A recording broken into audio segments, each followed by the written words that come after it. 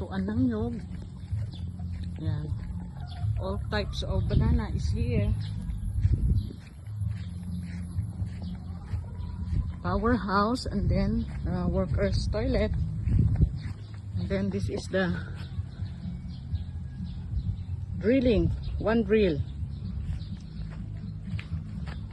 Pag mainit po, solar po ang gumagana dyan. Pag maulan naman, magamit po kami ng kuryente na battery para at least save pa rin sa electric. And then yan po, na may tangke na yan, is another drill po. Bomba po yung nakalagay dyan.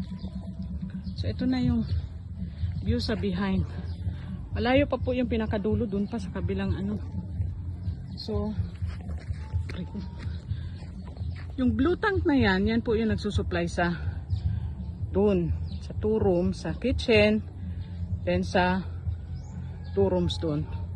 And then yung big tank, yan po yung nagsusupply sa babuyan, pang inom dito po. Yung panghugas galing po sa ilog, kaya safety po. Kasi hindi naman pwedeng kumuha doon ng tubig para pang inom ng baboy. Dapat malinis pa rin yung ano ng baboy, iniinom. So ito po. Ito po. Kanina, yung unang video is doon ako nakatayo. Doon ako nakatayo.